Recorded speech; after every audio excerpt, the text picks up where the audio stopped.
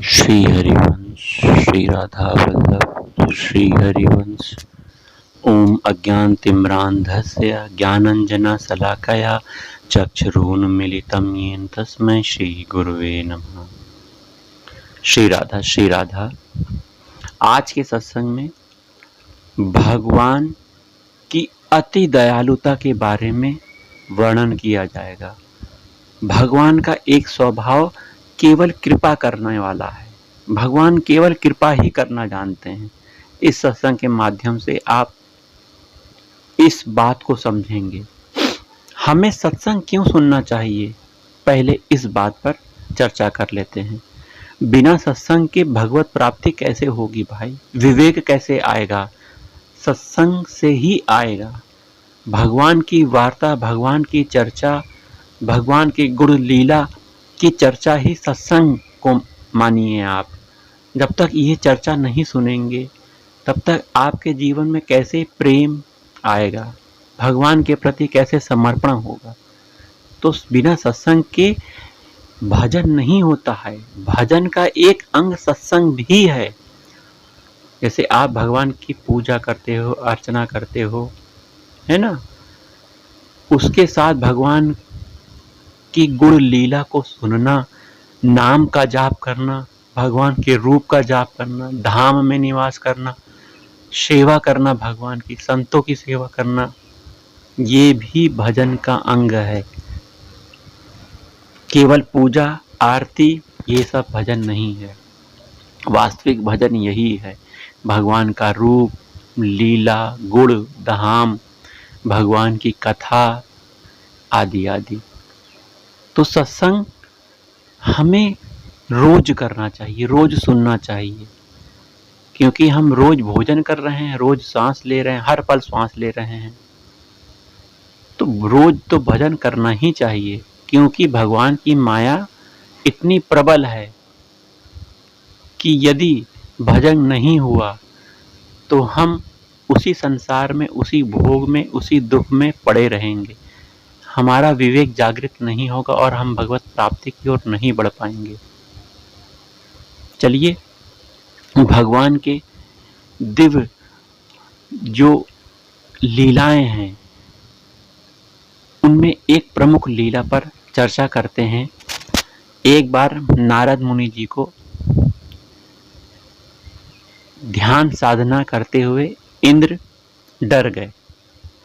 इंद्र इसलिए डर जाते हैं कि यदि कोई भी बहुत बड़ी साधना कर रहा है तो कहीं उनका पद ना मांग ले, इंद्र का सिंहासन ना मांग ले भगवान से। और भगवान तो अति दयालु हैं, भगवान सब कुछ दे सकते हैं। नारद जी बहुत गहरे ध्यान में डूब गए। तो इंद्र ने इनके ध्यान को तोड़ने के लिए विभिन्न प्रकार की अप्सराओं को भेजा, कामदेव को भेजा। इनके प्रयास से भी इंद्र जी का, वो नारद जी का ध्यान नहीं टूटा। वो भगवान के ही ध्यान में मग्न रहे। तब इन अप्सराओं ने नारद जी को प्रणाम करा और कहा कि हम आपको काम पास में बांधना चाह रहे थे, लेकिन आप परम भागवत, परम भक्त होने के कारण हम आपको बांधने में सफल नहीं हुए, अतः हमें क्षमा कीजिए। नारद जी ने जब यह बात सुनी तो एक गुदगुदी होती है कि हाँ भाई, मैं ये कर चुका हूँ, मुझे यह स्थिति आ गई है। तो उस गुदगुदी को कहते हैं अहम। जिसके जीवन में अहम आ जाता है, भगवान उस भक्त के अहम को दूर करने का बहुत प्रयास करते हैं, कर भी देते हैं, शीघ्र कर देते हैं। अब देखिए, भगवान ने नारद मुनि के अहम को देखा और उनके अंदर गुदगुदी आई अपनी बात को कहने के लिए कि मैं देखो ऐसी स्थिति में हो गया हूँ। भगवान शिव के पास गए और सारा वृत्तांत कह दिया कि मैंने काम पर विजय प्राप्त करी है। देखिए, तो शिव जी ने कहा कि देखो, मेरे सामने तो यह कह दिया है, लेकिन भगवान के सामने मत कहना, ये एक अहम है, अहम को नहीं कहना चाहिए, किसी से भी नहीं कहना चाहिए, हरि जी से तो कहना ही नहीं, अपने भगवान से तो कहना ही नहीं। अब नारद जी को लगा कि शिव जी को मेरी यह उपलब्धि अच्छी नहीं लग रही, इसीलिए वह मेरे प्रभु से यह बात कहने के लिए रोक रहे हैं। अब तो नारद मुनि सीधे भगवान के पास गए और भगवान से यह सब बात कह दी। शिव जी की बात नहीं मानी नारद जी ने। एक अपराध तो यही हो गया और ऊपर से अहम उनके ऊपर चढ़ गया कि मैंने काम पर विजय प्राप्त कर ली है। अतः भगवान ने अपने भक्त, प्रिय भक्त के इस अहम को दूर करने के लिए, वहीं अपराध का नाश करने के लिए भगवान ने एक लीला रच दी। एक सुनसान जगह में एक बहुत बड़े राज्य का निर्माण करवा दिया। एक सेकंड में राजा भी हैं, प्रजा भी हैं, सैनिक भी हैं, सब कुछ है। और एक सुंदर लड़की उस राजा की, जो कि विवाह करने के योग्य थी। अब नारद मुनि वहां से गुजर रहे हैं। उन्होंने देखा कि अरे इतना अच्छा राज्य है। उस राज्य में प्रवेश करके राजा से बात की। राजा ने देखा कि महर्षि देवर्षि नारद जी आए हुए हैं, इनसे अपनी कन्या के विवाह के बारे में पूछता हूँ। अगर इनका आशीर्वाद हो गया तो योग्य सुयोग्य वर्ग मिल ही जाएगा। तो राजा ने नारद मुनि से कहा कि प्रभु, मेरी लड़की विवाह के योग्य हो गई है, आप इसे आशीर्वाद दीजिए कि इसे बहुत सुंदर योग्य उचित वर प्राप्त हो। तो जैसे ही नारद मुनि ने उस सुंदर कन्या को देखा, जो कि योग माया थी, भगवान की ही माया थी, इतनी सुंदर थी कि नारद मुनि मंत्रमुग्ध हो गए। अब तो वह उस कन्या से विवाह करने की ठान ली मन ही मन और भगवान का स्मरण किया। तो भगवान स्वयं प्रकट होके भगवान से नारद मुनि ने प्रार्थना की, हे प्रभु, अब मुझे भजन वजन में मन नहीं लग रहा है, मेरा विवाह करवा दो इस लड़की से। इस सुयोग कन्या के लिए मैं ही उचित वर हूँ, मेरा विवाह करवा दो। और यह भी बात सुन लो कि जिस प्रकार से मेरा प्रबल हित हो वही तुम करना। तो भगवान ने कहा, तथास्तु, तुम्हारा ऐसा ही हो, और तुमने हरि रूप मांगा है, यह भी तुम्हें प्राप्त हो। तो नारद मुनि जी को हरि रूप, अर्थात हरि का दूसरा नाम बंदर भी है, वह रूप प्रदान कर दिया भगवान ने। और स्वयंवर में जाकर वह आगे ही बैठ गए। अब उन्हें तो यह लग रहा था कि हरि एकदम सुंदर रूप मुझे दे चुके हैं, परंतु भगवान ने नारद मुनि के अहम को दूर करने के लिए, पाप के नाश के लिए यह लीला रची थी। उस कन्या ने नारद मुनि को देखा ही नहीं और दूसरे राजाओं की तरफ बढ़ चली। नारद जी को ऐसा प्रतीत हुआ कि चलो, इस कन्या ने मुझे नहीं देखा, मैं दूसरी जगह फिर जाके बैठ जाता हूँ। ऐसे करते करते कई जगह वहाँ बैठे, लेकिन उस कन्या ने नारद मुनि के गले में हार नहीं पहनाया। उसी समय भगवान बहुत सुंदर रूप धारण करके आए और उस कन्या ने भगवान को देखकर उन्हें वरमाला पहना लिया। जैसे ही वरमाला पहनाया, नारद जी को बहुत कष्ट हुआ। भगवान उस कन्या को लेकर चल दिए और दूसरे लोग कहने लगे, अरे जरा अपना रूप तो देख लीजिए, आपकी का क्या रूप है, कन्या आपको वर करेगी कि इनको वर करेगी। जैसे ही नारद मुनि ने जल में अपना रूप देखा, विशाल बंदर का रूप था। उस समय तो बहुत आग बबूला हो गए और उन्होंने कहा कि आज मैं बताता हूँ कि भक्त की क्या शक्ति होती है।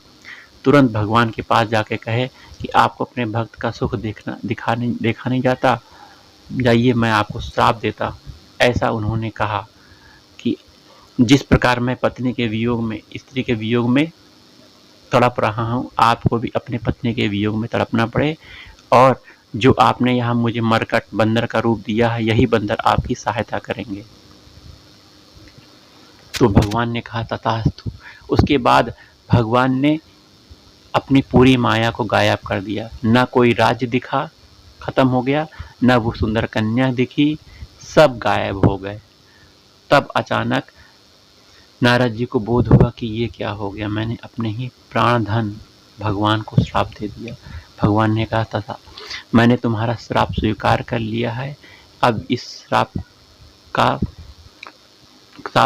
को तुम अगले जन्म में, जब मैं राम अवतार में होऊंगा, यह बात पूरी करूंगा जो तुमने कही है। अभिमान मत करना, जाओ अपने हृदय को शीतल करने के लिए भगवान शिव के यहाँ जाओ, वहाँ तुमने अपराध कर दिया है, उनके नाम का भजन करो, तुम्हारा हृदय शीतल होगा। इस तरह भगवान देखिए कितने परम दयालु हैं, लेना देना कुछ नहीं था। एक भक्त के अंदर एक गलत भाव को दूर करने के लिए भगवान ने कितनी बड़ी लीला रची और श्राप का भी भाजन बन गए। और जब रामावतार में वह भगवान श्री राम के रूप में इस धराधाम में प्रकट हुए तो 14 वर्ष के वनवास के समय भगवान ने घोर कष्ट सहा और उस समय सीता माता जी की खोज में उन्होंने दर दर भटके और वानरों का सहयोग प्राप्त किया। कितना कष्ट सहा मेरे सीताराम जी ने, मेरे राधा वल्लभ स्वरूप श्री सीताराम जी ने बहुत कष्ट सहा। जंगलों में रहे, राजभोग को छोड़कर, राजमहल के ऐसो आराम को छोड़कर वह कठिन साधना में जंगलों में रहे, नंगे पैर चले, फल फूल खाए, किसी नगर में प्रवेश नहीं किया। देखिए कितने परम दयालु हैं, अपने भक्तों की बात को रखते हैं, श्राप को भी स्वीकार कर लेते हैं। ऐसे भक्त वत्सल भगवान के श्री चरणों में हम क्यों ना अपने मन को लगाएं, क्यों ना हम अपना सर्वस्व उनके चरणों में न्यौछावर कर दें। राधा वल्लभ लाल के युगल चरण ही हमारा जीवन सर्वस्व है। हम जब तक यह बात स्वीकार नहीं करेंगे, शरणागति नहीं प्राप्त करेंगे, अर्थात मन से नहीं मानेंगे कि हे प्रभु मैं आपका हूँ, आपके शरण में हूँ, मेरा आपके सिवा कोई नहीं है, तब तक यह बात नहीं बनेगी। स्वीकृति से ही सब कुछ होता है। आज आप स्वीकार कर लो, हे प्रभु मैं आपका के आश्रित हूँ, हे प्रभु मैं आपका हूँ, ये स्वीकृति ही आपको वह परम स्थिति प्रदान कर देगी जो कि बहुत दुर्लभ है। सब साधनाओं का फल क्या है? जो आप भगवान का नाम जाप कर रहे हैं, रूप का ध्यान कर रहे हैं, कथा सुन रहे हैं, सत्संग सुन रहे हैं, सेवा कर रहे हैं, इसका फल यही है कि देह अभिमान गलित हो जाए, किसी प्रकार का कोई अभिमान, किसी प्रकार का कोई विकार न रहे, निर्बल हृदय में, निर्मल मन में भगवान का वास हो, भगवान का नित्य चिंतन बना रहे, भगवान से भगवान के सुख की ही चाह हो, अपने सुख की चाह ना हो। यही सच्चा प्रेम है। जय जय श्री राधा वल्लभ, श्री हरिवंश, श्री वृंदावन, श्री वंचन। जय जय श्यामा जय जय श्याम, जय जय श्री वृंदावन धाम। जय जय श्यामा जय जय श्याम, जय जय श्री वृंदावन धाम। मेरी श्यामा मेरो श्याम, मेरो श्री वृंदावन धाम। जय जय श्यामा जय जय श्याम, जय जय श्री वृंदावन धाम। श्री राधा श्री राधा श्री राधा।